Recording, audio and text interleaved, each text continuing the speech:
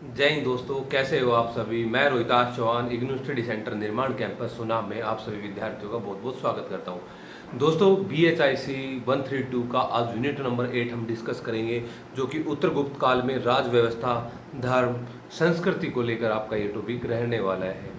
सबसे पहले इसकी यूनिट के अंदर की क्या इसके अंदर पढ़ने वाली चीज़ें हैं, क्या हम इसके अंदर कौन कौन सी बातों का उल्लेख करते हैं वो देख लेते हैं।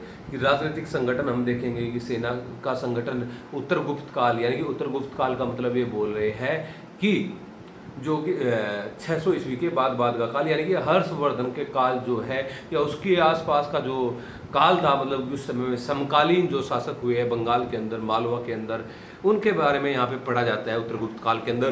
तो उनकी बात ये कर रहे हैं कि यहाँ की राजनीतिक संगठन कैसा था, राजनीतिक संगठन में सेना का क्या कार्य होता था, सेना किस प्रकार की होती थी, प्रशासनिक विभाजन कैसे किया हुआ था, प्रशासनिक विभाजन और सामंत प्रणाली थी कि नहीं थी, कर प्रणाली कैसी थी या कितनी थी, किस आधार पे कर लिया जाता था, नगद कर लिया जाता था या भू राजस्व कर लिया जाता था, क्योंकि उस समय में सामंती व्यवस्था बहुत ज़्यादा बढ़ चुकी थी। हम जानते हैं कि जो गुप्त काल के अंदर भी हमने देखा कि ये जो लोग थे नगद कर की जगह में ये भूखंड ही दे देते थे, ये एक भूखंड जारी कर देते थे जिससे कि जो अधिकारी लोग थे इनको ज़्यादा रखने की ज़रूरत नहीं पड़ी। जो प्रशासनिक जो मंत्रिमंडलीय व्यवस्था जो हमने मौर्य काल में देखी, तो वो यहाँ पे नहीं मिलती है देखने पे। यहाँ पे सामंती व्यवस्था बहुत चरम स्तर पे पहुँच चुकी थी। न्याय व्यवस्था कैसी थी उत्तर गुप्त काल की, या इनके अंदर उत्तर गुप्त काल में धार्मिक व्यवस्था आप देखेंगे कि भाई मौर्य काल में चंद्रगुप्त मौर्य ने जैन धर्म को स्वीकार किया। आगे आप अशोक सम्राट महान देखेंगे तो बौद्ध धर्म स्वीकार किया अशोक जी ने। उसके बाद फिर आप गुप्त काल में देखोगे कि गुप्त काल का जो मुख्य धर्म था वो वैष्णव धर्म था, लेकिन वहाँ पे हमें शैव धर्म की भी जानकारी मिलती है। प्रयाग प्रशस्ति समुद्रगुप्त के हरिसेन जो कि उनके जिन्होंने प्रयाग प्रशस्ति जारी की थी, वो वहाँ से हमें शैव धर्म की जानकारी मिलती है। तो उत्तर गुप्त काल में धर्म भक्ति का उद्भव कैसे हुआ, यहाँ पे हम देखेंगे कि जो बौद्ध धर्म था उसका पतन हो जाता है, मतलब जो निम्नतम काल बोला जाता है इसका, क्योंकि पिछले समय में बौद्ध धर्म और जैन धर्म का एक अच्छा समय यहाँ पे बौद्ध धर्म और जैन धर्म का रहा है। तो भक्ति का उद्भव, देवताओं का समन्वय, कबीलाई अनुष्ठानों का समावेश, मंदिरों एवं ईश्वरवाद को राजकीय संरक्षण, उत्तर भारतीय धर्मों का दक्षिण की ओर प्रसार, ये टॉपिक यहाँ पे विशेष तौर पे दोस्तों देखने वाले हैं। दक्षिण भारत में जो भक्ति आंदोलन हुआ, दक्षिण भारत के अंदर भक्ति आंदोलन में जो प्रतिरोध और सुधार, भक्ति आंदोलन के बाद का यहाँ पे रूपांतरण, ठीक है। तंत्रवाद की उत्पत्ति होती है कि क्या विशेषता होती है तंत्रवाद में, जो जादू टोना आदि कुछ संप्रदाय होते हैं जो तंत्रवाद को मानते हैं, जादू टोने को मानते हैं। आज भी देखते हैं हम कि तंत्रवाद का बहुत भारी स्तर पे यहाँ पे जारी है तंत्रवाद। उत्तर गुप्त काल में क्या संस्कृति थी, कुछ शब्दावलियाँ यहाँ पे देखने को मिलेगी कि जो उत्तर गुप्त काल से संबंधित कुछ शब्दावली विशेष तौर पे आप यहाँ पे जानोगे, ठीक है। ये तो हमने देख लिया कि हमने क्या पढ़ना है। एक बार इसकी प्रस्तावना देख लीजिए आप लोग, प्रस्तावना में क्या पढ़ते हैं विशेष तौर पे कि जिस काल का हम अध्ययन कर रहे हैं उस पर उत्तर में गुप्त तथा पुष्य भूतियों, दक्कन में वाकाटक, कदम, बादामी के चालुक्य और दक्षिण के आंध्र, तमिलनाडु में पल्लव का शासन रहा, ठीक है भाई। ये आप देख रहे हैं कि जब हम बात कर रहे हैं, सबसे पहले तो पता होना चाहिए ना कि उत्तर गुप्त काल से पहले यहाँ पे किन लोगों ने शासन किया है, किन लोगों ने यहाँ पे शासन किया है। पुष्य भूतियों ने यहाँ पे शासन किया है, पुष्य भूति वंश, जो हर्षवर्धन का काल था यही है ना। वाकाटक वही जिसके साथ चंद्रगुप्त द्वितीय ने अपना वैवाहिक संबंध भी स्थापित किया था गुप्त पीरियड के अंदर। कदम्ब राजवंश, बादामी के चालुक्य, दक्षिण के आंध्र, ठीक है, ये सब राजवंश थे। इन सब के अतिरिक्त निश्चित रूप से कुछ छोटे राज्य एवं सरदारों के प्रभाव क्षेत्र देश के बहुत से भागों में विद्यमान थे। इस युग की राजनीतिक व्यवस्था का अध्ययन करने के लिए अभिलेख, धर्मशास्त्र, साहित्य, बाण की रचना हर्षचरित, चीनी यात्री फाइयान एवं हिंसांग की यात्रा वृत्तांत आदि इस काल के मुख्य स्रोत है जो हमें जानने को यहाँ से मिलते हैं। इस काल की राजनीतिक व्यवस्था के सामान्यतः यह कहा जा सकता है कि उत्तराधिकारी जो राजतंत्रों का छोटे क्षेत्रों पर शासन रहा, परंतु उनमें से एक या दो राजतंत्रों ने एक व्यापक क्षेत्र पर अपने प्रभुत्व कायम किया। हाँ, पुष्य भूति वंश जो कि सबसे बड़ा राजवंश उत्तर गुप्त काल में उभर के आता है, ये एक राजवंश जो था आप करनाल के अंदर थानेश्वर वाला क्षेत्र इनका था। लेकिन जब इन्होंने मतलब हर्षवर्धन की बहन की शादी कन्नौज के शासक से होती है और उस शासक की गृह वर्मा यानी मोखरी शासक होता है, उसकी मृत्यु हो जाती है। वहाँ उसके बाद थानेश्वर के शासन कन्नौज पर भी शासन अपना हर्षवर्धन ने अपना जमाया था। तो बड़ा साम्राज्य भी एक दो मिले देखने को मिलेगा। कुछ छोटे भी थे। हर्ष के नियंत्रण में सामान्यतः एक विशाल क्षेत्र था। इसी इकाई में हम 300 से 7वीं ईस्वी तक के काल में राजनीतिक संगठन और इसके बारे में चर्चा करने वाले हैं। ठीक है भाई। धर्म और संस्कृति के जो क्षेत्र में हो रहे विकास के बारे में भी यहाँ पे जानेंगे। राजपद क्या होता है भाई? राजपद, इनको देखो एक एक लाइन में मैं आपको समझा रहा हूँ कि क्या होता था, क्यों लोग ये परमेश्वर की, राजाधिराज की, परम भट्टारक जैसी भारी भरकम उपाधियां धारण करते थे। तो आप समझ लो, इसकी समझने की कोशिश करना। देश के अधिकतर भागों पर राजाओं का ही शासन था। बिल्कुल, राजा गणतंत्रात्मक व्यवस्था तो उस समय में थी नहीं। जो व्यवस्था थी वो थी राजतंत्रात्मक। क्या थी? राजतंत्रात्मक व्यवस्था उस समय में थी, गणतंत्रात्मक व्यवस्था नहीं थी। आज के समय की जो आप देख रहे हैं, जैसे आप सोच रहे हैं कि एक विभाजन जो होता है कि केंद्र में प्रधानमंत्री, फिर राज्यों में मुख्यमंत्री, फिर उसको मंडल में विभाजन करते हैं। मंडल विभाजन तो था उस समय में भी, लेकिन एक सेंट्रलाइजेशन वहाँ पे हो रहा था। अब यहाँ पे कानून बन गया है, अब यहाँ पे विधि का शासन शुरू हो गया है। ठीक है, अब यहाँ पे ज़्यादा सेंट्रलाइजेशन हम नहीं कर सकते। 4वीं सदी ईस्वी के प्रारंभ में समुद्रगुप्त के द्वारा उत्तर भारत में सैनिक अभियान का संचालन करने के बाद ये सभी कबीलाई गणतंत्रात्मक राजनीतिक दृश्य से गायब हो गए। बिल्कुल, ये बोल रहे हैं कि समुद्रगुप्त के बाद, मैंने बताया कि भाई चंद्रगुप्त मौर्य के समय में सेंट्रलाइजेशन सिस्टम या केंद्रीकरण व्यवस्था या मतलब ये पूरा मंत्रिमंडल व्यवस्था या लोकतंत्रात्मक गणतंत्रात्मक व्यवस्था मौर्य काल के अंदर थी, लेकिन समुद्रगुप्त के काल के बाद ये अचानक से ही गायब होगी, ये बोल रहे हैं। इस प्रकार पंजाब में मद्र एवं योद्धा, मध्य भारत के आबिर आदि का नाम फिर कभी भी सुनाई नहीं दिया। ये जो वंश थे बाद में इनका नाम कभी भी सुनाई नहीं दिया। कुछ कबीलाई सरदारों के राज्य धीरे धीरे राजतंत्रों में परिवर्तित हो गए। राजा परम महेश्वर, राजा धीराज, परम भट्टारक जैसी भारी भरकम उपाधियों को धारण करने लगे, जिनसे अन्य छोटे शासकों पर उनकी सर्वोच्चता स्पष्ट होती है। इस काल में देवी अधिकार सिद्धांत का प्रचलन हो गया। इस सिद्धांत को बनाए रखने के लिए राजा पृथ्वी वल्लभ जैसी उपाधियों को धारण करते थे, जिसका तात्पर्य है पृथ्वी देवी का पीरियड। पृथ्वी देवी का पीरियड, उसको पंचवा लोकपाल कहा जाता है, क्योंकि चारों प्रधान दिशाओं के संरक्षकों पर लोकपालों के नाम से विख्यात अन्य 4 थे: कुबेर, वरुण, इंद्र एवं यम। कुबेर, वरुण, इंद्र एवं यम। यद्यपि राजा का देवत्व का सिद्धांत प्रधानता को प्राप्त कर दिया, परंतु इसके अंदर राज्य की एक संरक्षक तथा रक्षक की अवधारणा भी निहित थी। राजा का पद पैतृक था, यद्यपि सिंहासन पर उत्तराधिकार ज्येष्ठता के सिद्धांत के अनुसार ही तय किया जाता था, जिसका तात्पर्य है कि सिंहासन पर राजा का ज्येष्ठ पुत्र ही बैठता है। परंतु इस नियम के कुछ अपवाद भी थे। कभी कभी राजा का निर्वाचन कुलीनों और मंत्रियों के द्वारा होता था। सरकार का प्रमुख होने के कारण राजा अपने प्रदेश की सभी प्रशासनिक गतिविधियों का निरीक्षण करता था। वह सर्वोच्च न्यायाधीश था और सामान्यतः युद्ध के मैदानों में अपनी सेना का नेतृत्व करता था। ठीक है, ये आपने देखा है कि भाई राजा का जो निर्वाचन होता था कुलीन और मंत्रियों के द्वारा होता था।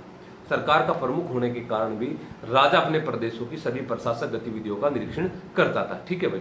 राजनीतिक संगठन कैसा था? राजनीतिक संगठन कैसा था इसके अंदर जो उत्तरगुप्त काल के अंदर, ये देखो भैया, ये आपने देखी उपाधि परम महाराजा राज परमेश्वर, ये उपाधि भारी भरकम उपाधि धारण करते थे लोग। ठीक है,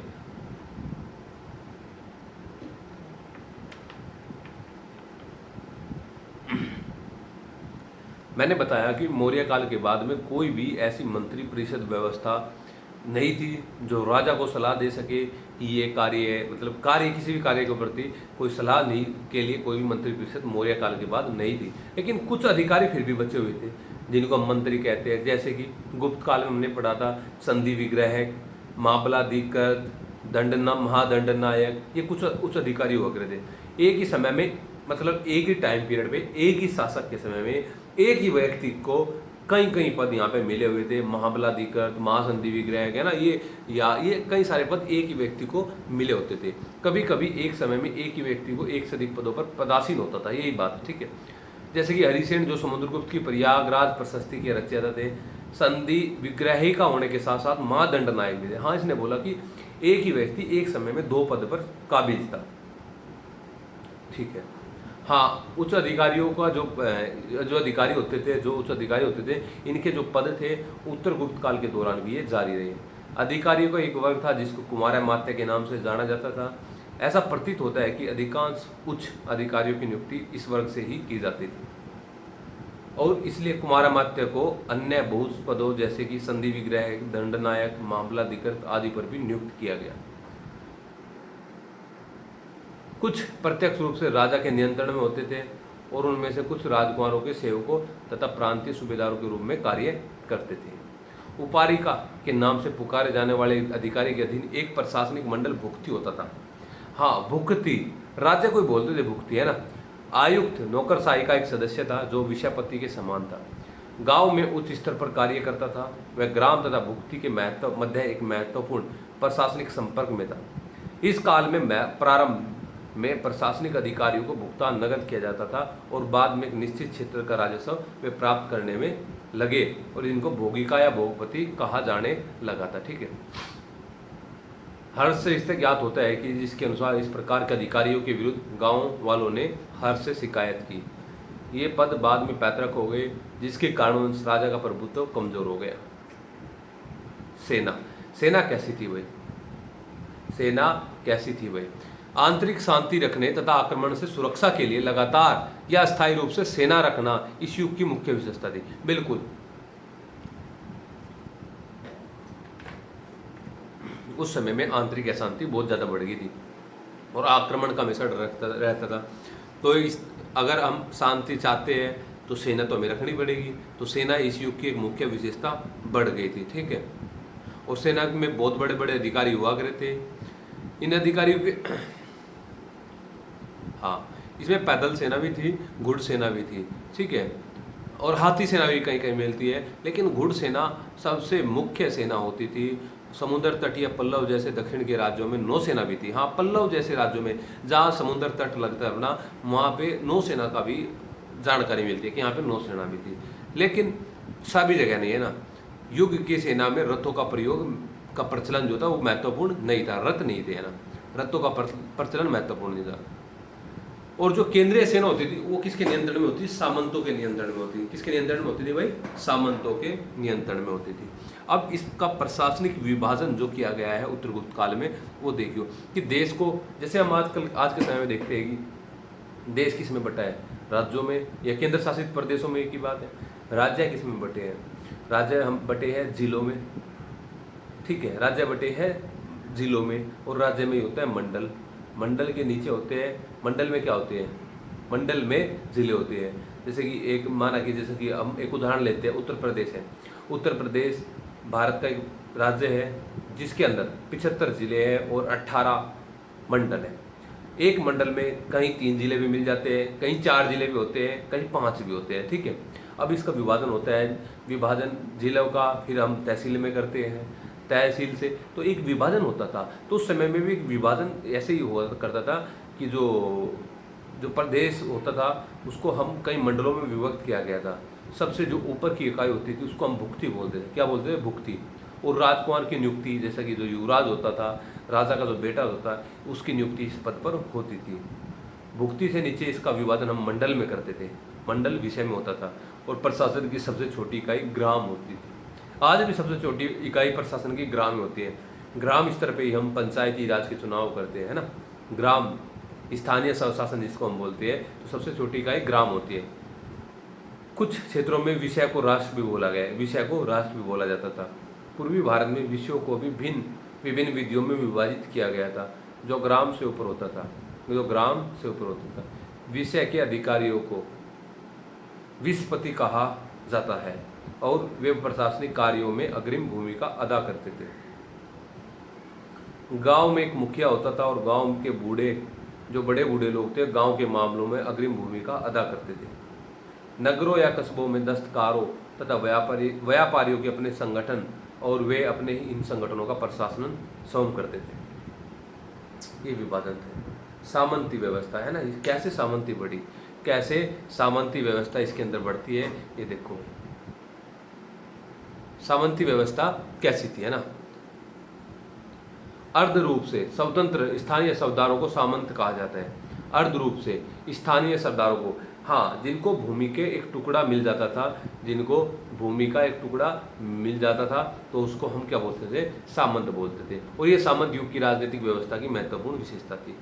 पहले ही बता चुके हैं कि समुद्रगुप्त ने बहुत क्षेत्रों को विजय किया और उन्हें अपने अधीन कर लिया। हाँ, समुद्रगुप्त की नीति थी उत्तर भारत के जो राज्य थे उनको मिलाना, दक्षिण भारत के राज्यों को मात्र कृत बना के छोड़ देना, और जो सीमांत जो राज्य वगैरह थे उनको सिर्फ और सिर्फ वे वहाँ पे परिणाम करने के लिए आते थे, कर देने के लिए आते थे। ये विशेषता थी। मध्यकाल में यही विशेषता हम अलाउद्दीन खिलजी के समय में भी देखते हैं। यही विशेषता हम अलाउद्दीन खिलजी के समय में भी देखते हैं। और ये सामंत लोग थे जो चाटुकार हुआ करते थे राजाओं के, समय समय पर ये नजराना दिया करते थे। कुछ अपनी पुत्रियों का विवाह राजा के साथ उपहार के रूप में भी किया करते थे। राजा जो राजा थे, राजा के दरबार में उपस्थित होकर उनकी उनको प्रसन्न करने के लिए, राजा को खुश करने के लिए सम्मान व्यक्त करते। ये राजा एक प्रकार से राजा की चाटुकारिता ही करते थे, ठीक है। इसके बदले में राजा उनके अपने क्षेत्र में उनके शासन करने के अधिकार को मान्यता प्रदान करता था, और इसके लिए वह उनको राजपत्र भी देता था, ठीक है। भाई जब कोई राजा की चाटुकारिता करेगा तो राजा तो करना पड़ेगा ना ये सब। युद्ध के समय में ये सहायक शासक पर राजा की सेना में लड़ने के लिए अपने सैनिकों को भेजकर उनके प्रति कृतज्ञता व्यक्त करते थे, ठीक है। इन सम्मानों तथा कृतज्ञताओं के बदले में सामंतों को उनके अपने क्षेत्रों में उस प्रशासन के चलाने के लिए छोड़ दिया जाता था। पुजारियों और अधिकारियों को उनके निर्वाह के लिए भूमि अनुदान दिए गए, जिसके कारण विकेंद्रीकरण विशेषता वाली राजनीतिक व्यवस्था का प्रचलन हुआ। सामान्यतः राजा जो भूमि अनुदान ही नहीं प्रदान करता था, बल्कि इसके साथ साथ लोगों पर कर लगाने, अपराधियों को दंड आदि देने का अधिकारों का भी प्रदान करता था, ठीक है। स्वाभाविक ही था कि इस प्रकार के जो अनुदान प्राप्त करने वाले राजा से लगभग स्वतंत्र हो गए और वे स्वयं ही सामंत बन गए थे। फलस्वरूप हम देखते हैं कि 7वीं सदी में इस प्रकार के अधिकारीगण महासामंत जैसी भारी भरकम उपाधि धारण कर रहे। महासामंत, हाँ, ये सामंत थे जब इनको बड़े बड़े टुकड़े मिलते थे, जिसको पंच महाशब्द कहा गया है। यदि सामंत तथा महासामंत की उपाधियों को धारण करने से इनकी स्वायत्ता की पुष्टि होती थी। राजनीतिक व्यवस्था में इन सब विशेषताओं के उत्पन्न हो जाने पर कुछ इतिहासकारों ने निष्कर्ष निकाला कि गुप्त काल से जिस प्रकार की राजनीतिक व्यवस्था का जन्म हुआ वह सामंती प्रकार की राजनीतिक व्यवस्था का प्रतिनिधित्व करती थी। कर प्रणाली कैसी थी? कर प्रणाली कैसी थी? सरकार को अपना अधिकतम राजस्व कर प्रणाली के द्वारा देखो, कर सिस्टम जो होता है, टैक्सेशन सिस्टम जो होता है, जिस देश के अंदर टैक्सेशन सिस्टम होगा वो देश उतनी तरक्की करेगा। और टैक्सेशन की सिस्टम की जरूरत कब पड़ेगी? जब आप एक नियंत्रित सेना रखोगे, एक नियंत्रित मंत्री परिषद रखोगे, नियंत्रित आप अपनी कानूनी कार्रवाई रखोगे, तो एक टैक्स की तो जरूरत पड़ती है। जिस देश में जितना टैक्स होता है उतने देश में उसका सहयोग होता है ना। भाग भोग आदि के नाम से पुकारे जाने वाले भूमि कर ही मुख्य कर थे। सदी दर सदी भूमि कर में वृद्धि होती रही। इस काल में व्यापार तथा वाणिज्य का पतन हो रहा था, जिसके कारण व्यापारिक करों की प्रमुखता नहीं हो पाई। बात विचारणीय है कि जिन स्थानों पर पुजारियों और अधिकारियों को भूमि अनुदान दिए गए, उन स्थानों से सरकार को प्राप्त होने वाले राजस्व में कभी कमी नहीं आई। पहले की तुलना में इस समय न्याय व्यवस्था काफी विकसित हो गई थी। इस काल में ही विधि नियमों तथा संहिताओं का संकलन हुआ और धर्मशास्त्रों में स्पष्ट रूप से वैधानिक मामलों पर लिखा गया। उस समय में करण, अधिकरण, धर्मासन आदि के नाम से अलग अलग अदालतें थी। ये अदालतों के नाम से करण, अधिकरण, धर्मासन, जैसे आप बोलते हैं सेशन कोर्ट, जिला court, high court, supreme court, है ना। दीवानी तथा फौजदारी, दीवारी में आय से संबंधित मुकदमे होते थे, फौजदारी में लड़ाई झगड़े से संबंधित मुकदमे होते थे। इनमें मुकदमों का आपस में विभाजन किया गया था। संपत्ति तथा उत्तराधिकार से संबंधित कानून स्पष्ट होते थे, परंतु न्याय समाज के वर्ण विभाजन पर आधारित था। एक ही समान अपराध के लिए उच्च वर्ण या उच्च जाति संबंधित अपराधों को छोटे वर्ण या छोटी जाति से अपराधी की अपेक्षा काफी कम दंड दिया जाता है। ये शुरुआत से ही व्यवस्था थी। धर्मशास्त्रों में भी यह व्यवस्था की गई थी कि अब भी न्याय जो किया जाएगा तो उस समय विभिन्न श्रेणियों और जातियों की परंपरा और स्थानीय परिपाटियों को ध्यान में रखा जाएगा। उत्तर गुप्त काल में क्या धार्मिक व्यवस्था कैसी थी उत्तर गुप्त काल के अंदर, ठीक है। उत्तर गुप्त काल में धर्म कैसा था? मैंने आपको बताया कि वैदिक पीरियड में ऋग्वेद, यजुर्वेद, अथर्ववेद, सामवेद, ठीक है, हम इनका अध्ययन करते थे। लेकिन धीरे धीरे वैदिक कर्मकांड बढ़ता गया और हम अथर्ववेद में देखते हैं जादू टोना बढ़ता गया, यज्ञ की प्रक्रिया, मतलब उसमें बहुत सारे मतलब ये जो थे, मतलब जादू टोना या कर्मकांड, ये बहुत ज़्यादा बढ़ गए थे, जो कि आम लोगों से बाहर थे जनजीवन।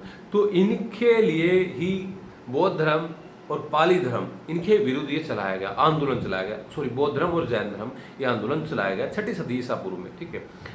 तो गुप्त काल से पहले तक के काल के लिए, गुप्त काल से पहले तक के काल के लिए ये अपने चरम स्तर पे था। गुप्त काल से पहले ये अपने चरम स्तर पे था, यानी कि अपने उच्च स्तर पे था बौद्ध धर्म और जैन धर्म, क्योंकि इन्होंने वैदिक कर्मकांड का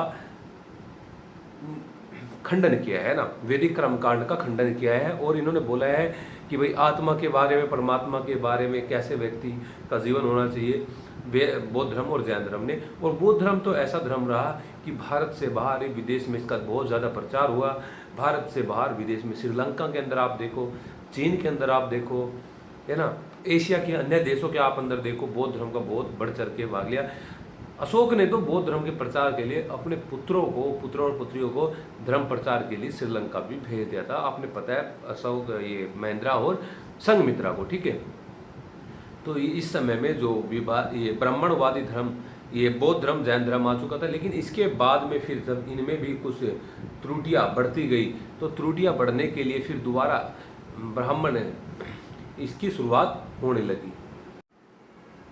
तो इनका टाइम पीरियड पूर्व गुप्त काल तक जैन धर्म, बौद्ध धर्म अपने उच्च स्तर पर रहा। लेकिन गुप्त काल के समय में दोबारा वैष्णव धर्म और शैव धर्म, जो कि ब्राह्मण धर्म का ही भाग था, ब्राह्मण धर्म का ही भाग था, हिंदू धर्म का भाग था, तो इन्होंने अपनी लोकप्रियता की फिर बढ़नी शुरू हो गई।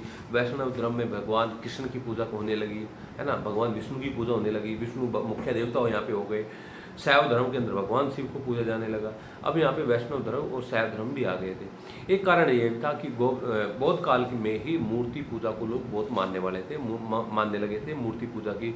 हम देखते हैं कि भाई मूर्ति पूजा को लेकर बोधिसत्व की मूर्ति बौद्ध काल में काफ़ी प्रचलित मूर्ति हो गई थी, बोधिसत्व या महात्मा बुद्ध की मूर्ति। जैन धर्म के अंदर भी मूर्ति पूजा शुरू हो गई थी, पत्थर पे आया, पट और अन्य जो प्रतीकों की पूजा यहाँ पे होने लगी थी, ठीक है। तो ब्राह्मणवादी यहाँ पे ये मत शुरू हो गए थे। भारत की प्रारंभिक मध्यकाल की जटिल धार्मिक स्थिति में ब्राह्मणों ने प्रमुखतम, हाँ बिल्कुल, जो रूढ़िवादी ब्राह्मणिक व्यवस्था को शैव मत के आंतरिक आंदोलन के साथ साथ कवि संतों एवं तांत्रिक पूजा करने वालों से चुनौतियां मिलती रही। सभी धर्मों ने, चाहे ब्राह्मणवादी धर्म हो या फिर बौद्ध मत एवं शैव मत, मंदिरों एवं मठों के रूप में अपना संस्थात्मक आधार विकसित किया। भक्ति का उद्भव, भक्ति का उद्भव, भक्ति का उद्भव। ब्राह्मणवादी मत को मानने वाले, जैसे कि हम देखते हैं वैदिक पीरियड के अंदर इंद्र भगवान जो होते थे, मुख्य देवता होते थे, इंद्र की पूजा की जाती थी, वरुण भगवान की पूजा होती थी। लेकिन उस समय में भी जो विष्णु जो भगवान थे, ये गॉड के रूप, मतलब ये इनका नगण्य रूप था, मतलब इनकी कोई ज़्यादा पूजा अर्चना नहीं होती थी। विष्णु भगवान की पूजा गुप्त काल के अंदर, शैव भगवान मतलब इसकी शिव भगवान की पूजा भी बाद के काल में ही शुरू हुई। और उस समय में इन्होंने इनको मतलब महत्व को, इनके बढ़ते महत्व को, विष्णु भगवान के और भगवान शिव के महत्व को, बढ़ते हुए महत्व को स्वीकार इन्होंने करना पड़ा। इसी समय में वासुदेव भगवान, स्कंद भगवान, इन देवताओं का भी समावेश यहाँ पे हो गया। इन सब कारणों की वजह से भक्ति संप्रदाय का उदय हुआ। और भक्ति संप्रदाय का उदय हुआ तो इसके बाद में ईश्वर के जो एकेश्वरवाद की अवधारणा जो थी, विष्णु या शिव के रूप में अभिव्यक्त वह हुई थी। भक्ति धीरे धीरे मजबूत होने लगी और भक्ति उत्तरवादी ब्राह्मणवादी धर्म की एक गतिशील शक्ति यहाँ पे बनने लगी थी, जिसको हिंदूवाद के नाम से जाना गया। हिंदूवाद के नाम, भक्ति को हम नेक्स्ट पीरियड में उसमें पढ़ेंगे।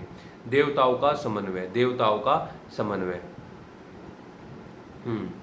हाँ, मैंने बताया ना, जैसे कि इंद्र और वरुण के साथ साथ में अब यहाँ पे भगवान विष्णु और भगवान शैव की भी यहाँ पे मान्यता हो गई है ना। एकेश्वरवादी या अद्वैतवादी महान ईश्वर की अवधारणा का विकास हुआ। एकेश्वरवादी, एक भगवान को मानने वाले। अद्वैतवादी शंकराचार्य का मत है, ये शंकराचार्य का मत है, जिनका जन्म केरल के अंदर कलादी में, है ना, जन्म हुआ था और केदारनाथ में उनकी मृत्यु हुई थी। उन्होंने भारत में 4 मठ स्थापित किए थे, मैसूर के अंदर, केदारनाथ के अंदर, द्वारका के अंदर, और इधर आपका उड़ीसा के अंदर, पुरी के अंदर, है ना, द्वारका मठ, मतलब ये 4 मठ उन्होंने स्थापित किए थे। बताया था कि आत्मा और ब्रह्मा का इनका आपस में संबंध इन्होंने बताया था। ठीक है भाई, ये बाद में विष्णु का नाम कृष्ण के साथ घनिष्ठ रूप से संबंध, हाँ पहले हम इनको विष्णु के नाम से जानते थे, बाद में कृष्ण के रूप में ये घनिष्ठ रूप से इनका नाम जुड़ गया था। कृष्ण एक योद्धा तथा ग्वाले के रूप में बांसुरी बजाने वाले देवता के संयुक्त रूप का प्रतिनिधित्व करते थे। आज भी हम जानते हैं इनके बारे में, भगवान कृष्ण के बारे में। विष्णु के साथ अन्य संप्रदायों के देवताओं को भी संबोधित कर दिया गया, जैसे कि वराह देवता को जो मालवा के कबीले का देवता था, ब्राह्मण नायक परशुराम, रामायण के नायक राम को भी विष्णु के साथ संबंधित कर दिया गया था। इसके बाद विष्णु भागवत वाले सार्वभौमिक ईश्वर हो गए थे। इसी भांति शिव को भी वैदिक रुद्र तथा भैरव के रूप में मान लिया गया। शिव को भी, है ना, शिव एक कबीलाई ईश्वर थे और उनके लिंग के रूप में पूजा होने लगी थी। बाद में शिव के साथ स्कंद तथा हाथी मुख वाले गणेश जैसे देवताओं को संबंधित कर दिया गया था। इनका कबीलाई अनुष्ठानों का क्या समावेश यहाँ पे किया गया था। उत्तर ब्राह्मणवादी धर्म की एक अन्य विशेषता यह थी कि इसने वैदिक अनुष्ठानों की सिर्फ सैद्धांतिक रूप से सर्वोच्चता को बनाए रखते हुए कबीलाई अनुष्ठानों को अपना लिया। कबीलाई अनुष्ठानों को इन्होंने अपना लिया। समय के साथ साथ इन कबीलाई अनुष्ठानों के गुणों की तुलना वैदिक यज्ञों से की जाने लगी। आगे चलकर कबीले के जो पवित्र जो स्थलों को नए तीर्थ स्थलों के रूप में कुछ मिथकों के साथ सहसम्मान स्वीकार कर लिया गया। मंदिरों एवं ईश्वरवाद के राजकीय संरक्षण, मंदिरों के अंदर और ईश्वरवाद के अंदर राजकीय संरक्षण। मैंने आपको बताया था कि गुप्त काल के अंदर मंदिर बहुत बड़ी मात्रा में बनने लगे थे। मंदिर एक उपासना का केंद्र बन गए थे। अब जो लोग थे वो घरों से बाहर जाकर मंदिरों में पूजा अर्चना करने लगे थे और मानने लगे थे कि मंदिर ही देवताओं का घर है, देवता यहाँ पे निवास करते हैं। अपनी एक उनकी मान्यता बन गई कि यहाँ पे भगवान निवास करते हैं। गुप्त काल के अंदर बहुत मंदिरों का निर्माण हुआ, ईंटों से निर्मित मंदिर भी हुए। हम देखते हैं बनारस के अंदर, काशी के अंदर बहुत ही पुराने पुराने मंदिर शैव भगवान को समर्पित है। मथुरा के अंदर हम देखते हैं भगवान कृष्ण जी को, भगवान जो कृष्ण जी को समर्पित काफ़ी मंदिर है, जैसे कि प्रेम मंदिर है, बांके बिहारी जी का मंदिर है, एस्कॉन मंदिर भी बाद में बनने लगे, है ना। जन्मभूमि है जहाँ भगवान श्री कृष्ण जी ने जन्म लिया था, मथुरा के अंदर। तो बहुत मंदिर बनने लगे। अब इनको राजकीय संरक्षण इनको दिया जाने लगा, इनको राजकीय संरक्षण दिया जाने लगा, है ना। कि मंदिर वास्तुकला की नींव यहाँ पे रखनी शुरू हो गई। और जो इनके जो करैक्टर होते थे, जैसे पुराणों के अंदर राम, भगवान राम, कृष्ण, इनसे संबंधित जो कहानियों के जो अति सुंदर जो नमूने हैं वो पेश किए जाने लगे। और वह जो गुप्त काल और उत्तर गुप्त काल के अंदर इसको वैष्णव धर्म को भी और शैव धर्म को भी दोनों को संरक्षण दिया जाने लगा, दोनों को संरक्षण दिया जाने लगा। और मूर्ति कला का भी भरपूर विकास यहाँ पे होता है।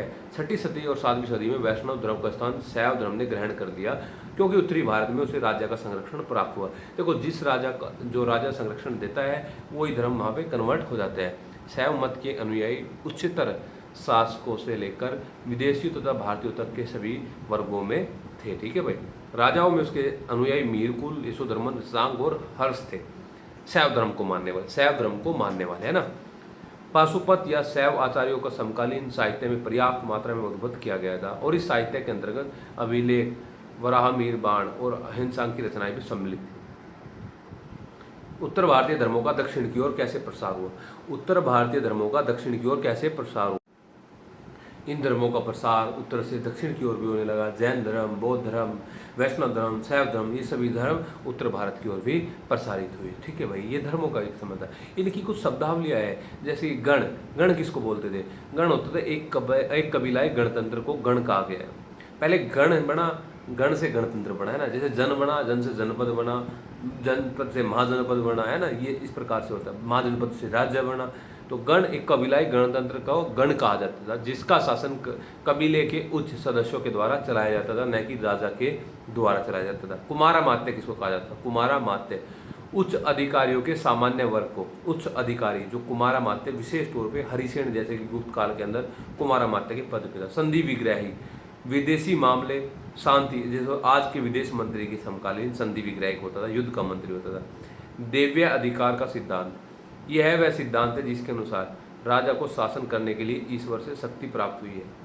देव अधिकार का सिद्धांत। भुक्ति उच्चतम प्रशासनिक विभाजन। भुक्ति होता था उच्चतम प्रशासनिक विभाजन, भुक्ति बोलते थे। सामंत, सामंत होता था सरदार, सामंत होता था सरदार। भाग, भाग था भाई भूमि कर। सामंतवाद, सामंतवाद एक ऐसी सामाजिक, आर्थिक और राजनीतिक व्यवस्था जिसके अंतर्गत जमींदार तथा किसानों के संबंध भूमि पर आधारित होते हैं और जिसमें जमींदार का यह कर्तव्य है कि उसके भूमि क्षेत्र में रहने वाले लोगों की वह सुरक्षा के दायित्व का निर्वाह कर रहे हैं और इसके बदले में यही निवासीगण अपने जमींदार की आवश्यक समयों पर सैन्य सेवाएं की पूर्ति करते हैं। अलवार कौन होते हैं? अलवार प्रारंभिक मध्यकाल के तमिल देश के वैष्णव संतों को कहा जाता है। प्रारंभिक मध्यकाल के तमिल देश के वैष्णव संतों को अलवार कहा जाता था। उनकी प्रारंभिक संख्या 12 थी। ठीक है। भागवत, वासुदेव कृष्ण का भगत। ओ ये तो बहुत सारी है, मतलब है ना। देखो आप, मुरुगन, नैनार, निर्वाण, शैवमत, तंत्रवाद, वैष्णव मत, यज्ञ। ठीक है। जैसे कि तंत्रवाद एक ऐसा धर्म जिसकी उत्पत्ति अनार्य कबीलाई क्षेत्रों में आदिम लोगों के द्वारा हुई, संस्कारों से हुई। वैष्णव मत एक ऐसा धर्म जिसमें सर्वोच्च देवता विष्णु थे। ठीक है। तो ये कुछ शब्दावलियाँ थे। ये आपका 8th यूनिट थी दोस्तों, जिसमें हमने उत्तर भारत के, उत्तर गुप्त काल के राजनीतिक और सैनिक कुछ चर्चों बातों पर चर्चा की। ठीक है। तो मिलते हैं दोस्तों नेक्स्ट वीडियो में, तब तक के लिए थैंक्स, शुक्रिया, जय हिंद।